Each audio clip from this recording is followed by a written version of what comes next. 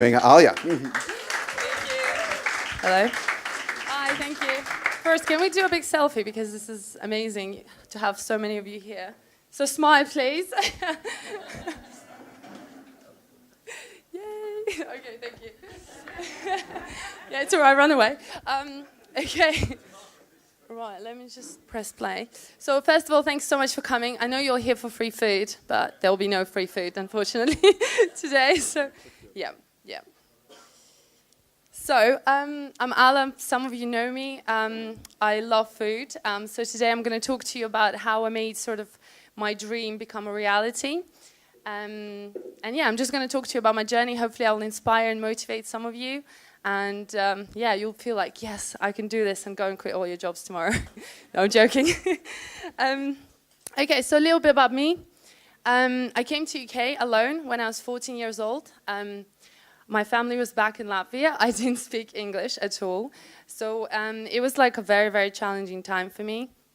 But then, you know, as a child, you adapt. So I became really, really independent and obviously learned English, hence I'm talking here. Yeah, no, it was a very challenging time. So I also wanted to share a story about myself because I think everybody talks about the success that they have, but I also want to talk about the failures and everything that kind of like happened to me before I got to where I am. So, because, you know, I'm sure a lot of people, you know, fail many times in life before they achieve something amazing. Okay, so I failed to get into the best university. So when I applied, it was the best university in England. It's number 2 in the whole world for economics. But then I didn't give up. Hello, guys.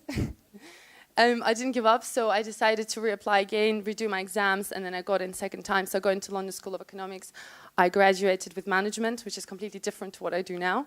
And then what's funny is that I couldn't find a job afterwards. Even though I was speaking, you know, several languages, I graduated from the best university. The recession hit at that time, and I know a lot of you probably experienced a lot of recession at that time as well. And a bunch of us couldn't find a job at all. So actually I went to work in a pub in Wetherspoons, if anybody's from England. Anyone in England? Yeah, so I was working in Wetherspoons, serving beer. And I was thinking, what is going on with my life? And I think, you know, people are like, yeah, it's okay, you're going to get some tips, don't worry. In 6 months, the biggest tip I got was £2, which is like €3. So yeah, I was not really impressed. I'm not sure if I was just sucked at my job, I'm not sure. And then basically I always had passion for food, okay? Food was something that I was obsessed with. Not only I was looking at food, dreaming about food, eating food, and actually I was a fat child as well, so, but we're not going to talk about that.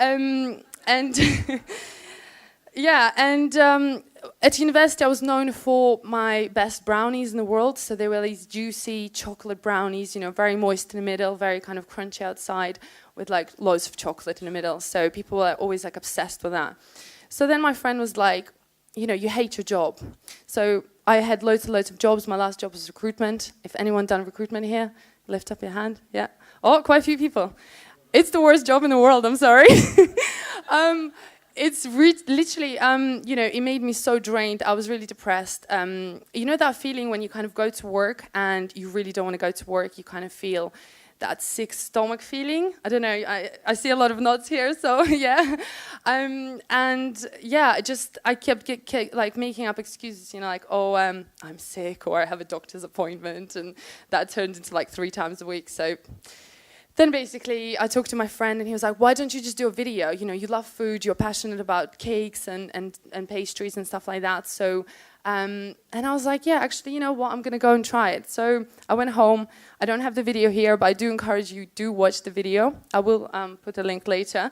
It's my first video ever, which was recorded on iPhone. And it's terrible. You know, it's like this, hey guys, I'm just going to make some cookies here.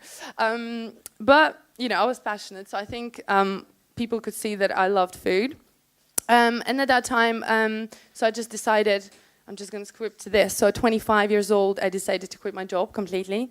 So, and I had nothing else. So I knew just that I love food. I was passionate about it. I didn't have any education in it. I quit my job. Everybody thought I was crazy. So if you're thinking about quitting your job, but you're really passionate about something, it doesn't have to be particularly food. If you're passionate about music, art, writing, whatever it is, just start small, you know what I mean? So I just started really small. Sorry, just going, oh, sorry. So when I quit my job, I started working loads of jobs at a time, but they were all food related. So I was very, very ambitious and passionate. I was like, it's okay, I'm gonna make loads of money when I'm popular on Facebook or YouTube. These are just some cakes I wanna show you. These are my latest creations. Is anyone hungry yet? Did you bring some samples for us? No, unfortunately not this time.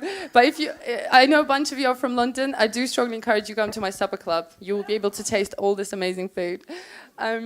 So I want to really bring this point. It's actually in small letters, but I did work 16-hour days for 3 years, and I'm not exaggerating this. I'm talking about really hard work, 16-hour days. I had no weekends off.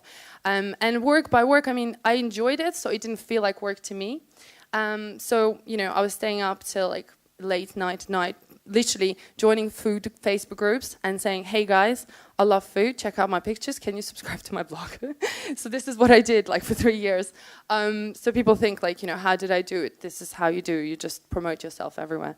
And obviously now I can proudly say that I have over 300,000 followers on all my social media networks, and I have over 45 million views. Thank you. So obviously a lot of my videos went viral on Facebook. So actually, yeah, before I go, can you all follow me now, please? Oh, some more pictures for you guys. Yeah, some Eastern European food, some dumplings. Okay, just want to show you some statistics on my viral Facebook videos. So I'm not going to go over them. These are just some of the big pages that shared my stuff. These are some stats. And so I'm not lying, you can see. This is a Tastemade. Anybody knows Tastemade? It's the biggest American network, food network. They shared my recipe and it's got over 5,000 comments, 108,000 shares, and obviously 6.5 million views. This is how obviously my name got out there because people realized like I do videos, food, and they liked it and they decided to like subscribe or whatever. I guess watch my stuff. Now I'm going to talk about Steemit, obviously how I applied the same techniques to Steemit, because obviously what I did for 3 years, I didn't get paid at all. I think I generally thought, I was very naive, I generally thought that if I reach, you know, a certain number of subscribers or followers, I'm going to earn a certain amount of income. And this is not true, by the way, so it just doesn't happen. Unless you have millions of subscribers, you're not really going to make any money. So at this stage, I make about $120 on my YouTube channel with like 5 million views, okay? So it's not a lot. So obviously I applied the same sort of techniques to Steemit. My friend Ollie, he told me about this, about Steemit. And obviously at first I was like, no, this can't be true, it's a scam. How can I like post something and make money of this? And then obviously when I realized that it wasn't the case, that I was actually getting paid, when I saw money, when I actually transferred a little bit of money and bought myself, I think, a sandwich or something. I was like, oh my God, what is going on? So then I was like thinking, okay, you know what? I'm going to apply the same technique, what I did for my social media, to Steemit. And I did work 16-hour days on Steemit as well. So I literally disappeared. I'm not ashamed to say I didn't shower for a few days as well. You know, I literally got up in the morning and I was sitting there like typing up. And my sister would come in. She's like, "You're okay?" I'm like, "Yeah, I'm just working." She would go to work. She would come back at 9. I'm just sitting there. She's like, "You're right, babe." I'm like, "Yeah, I'm just doing Steemit." She's like, "Did you join a cult?" I'm like, "No, I joined Steemit." So I think my friends and family were worried about me because I disappeared for about a month. But I knew that. You know, I knew that if I focus all my energy into Steemit, I will achieve good results as well. And also, I just ended my really long-term relationship with my partner, so I was in a really dark place. So I thought, you know what, this is the perfect place to just disappear and take my mind of it. So actually, it all turned out really, really good. And of course, I didn't know anything about cryptocurrencies, Bitcoin, and my personality-wise, like, I'm a very curious person. So if I find something new, I want to learn more about it. So I was basically consumed by everything. Yeah, so, and then obviously now on Steemit, I don't have a screenshot, but I have over 6,000 followers on Steemit, which is great. Not quite 300, but we'll get there, don't worry. Yeah, so but then I got obviously excited and motivated again because not only was just the money, at first it was the money, I'm not going to lie, because it was like, oh my God, finally I'm getting paid for my work because I felt like I've worked so hard, so much. But then it was just about actually building relationships. Like so many of you are here that I know personally or seeing second time, which is amazing. You know, very happy to have you here as well. Right, my button doesn't work. Oh. Yeah, and then obviously I think automatically I want to kind of relate it to you guys as well. You know, I'm talking about food, and I think we have quite a few foodies here. Who's from food community here? Yay! But it doesn't have to be just food. I was promoting Steemit with food, so I baked a cake and I went on the street. And I thought, you know, this cake is amazing. I'm going to give a free cake and tell people about Steemit.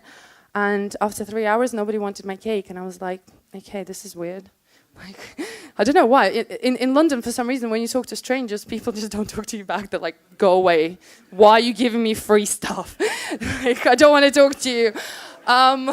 So I don't know if any of you have been to London. This is how it is. You know, people don't want to talk to you. So yeah, basically that was it. And but then I decided to just basically shove it in their face and was like, look, check out Steemit. It's good. Look at my account. I made some money. But yeah. And obviously right now I'm here doing a talk and it's amazing and a bit scary if I'm honest. But okay, few more pictures. Yeah, few more just delicious food. This is actually a picture on with the egg. I've just developed brunch for a restaurant in Windsor. So yeah, I've created a new brunch menu for them, which is amazing. Just want to give you some tips about the things that I wish I knew when I started, because I feel that I made a lot of mistakes, and if I can help you not make those mistakes, if you're thinking about, you know, sort of quitting your job or doing or following your passion, that it is all about good content, especially now.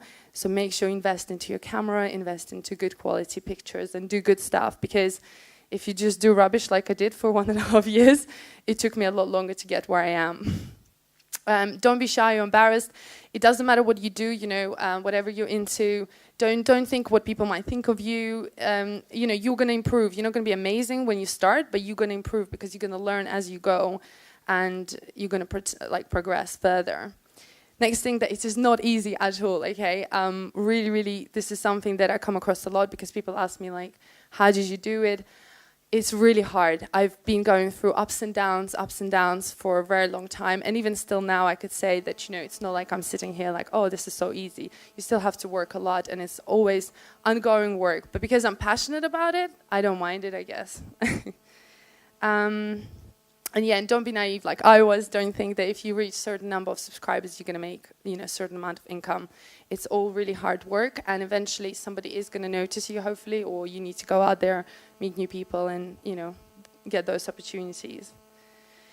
And obviously, how to go viral. I have some tips about how to go viral on Facebook. So if you want to talk to me about that privately after the talk, you can come over. I can share some tips with you. So things I would do differently. And I advise you as well.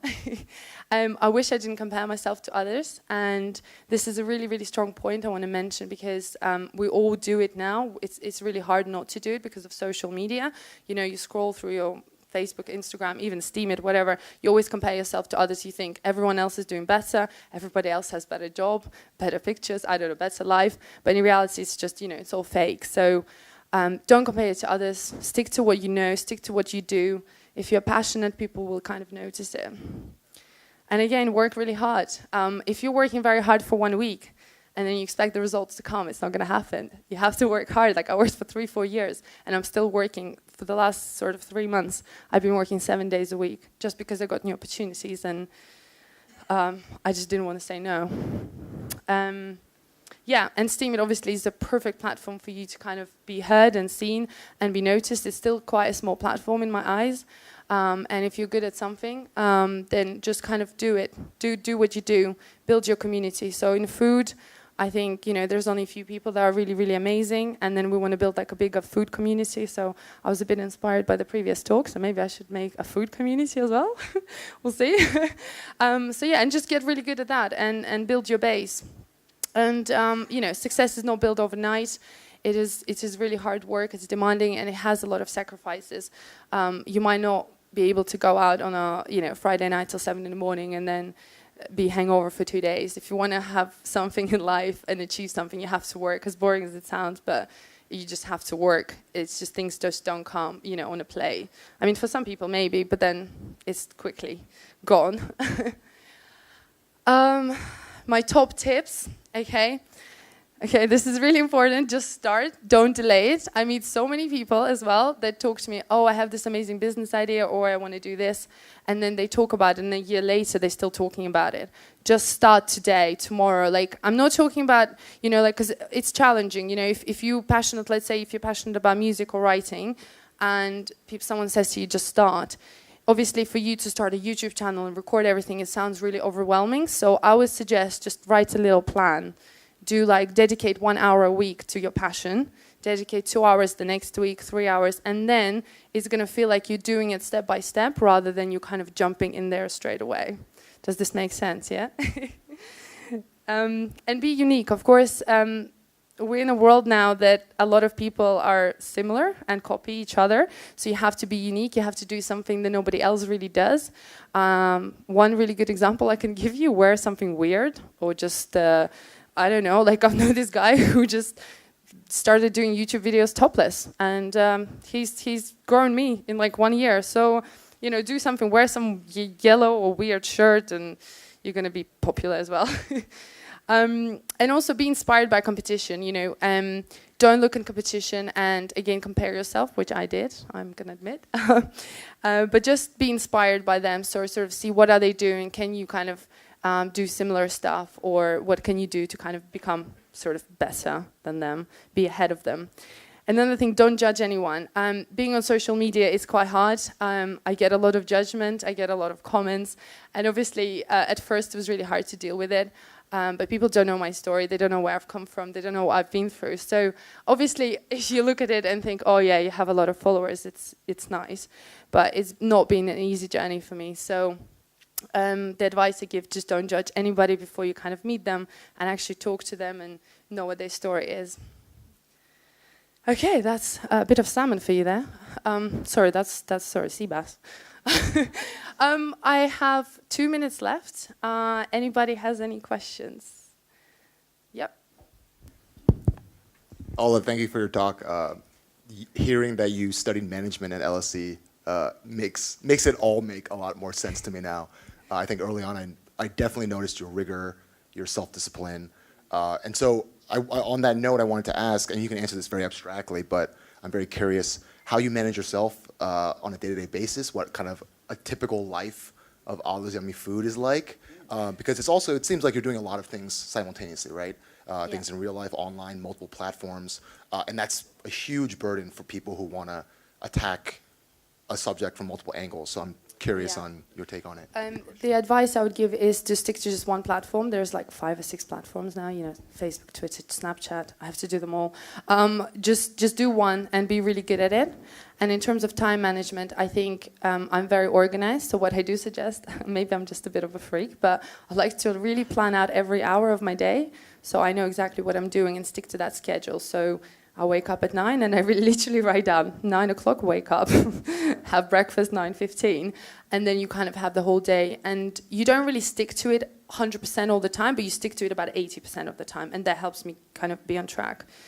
And it's not easy to juggle a lot of things. I'm planning to cut something out because it's getting a bit too much. But yeah, I just organize yourself basically on a daily basis. Okay, we got about 30 seconds left, so any closing words that you have? No, you're all amazing. Thank you for coming. Yeah, that's it. All right, thank you.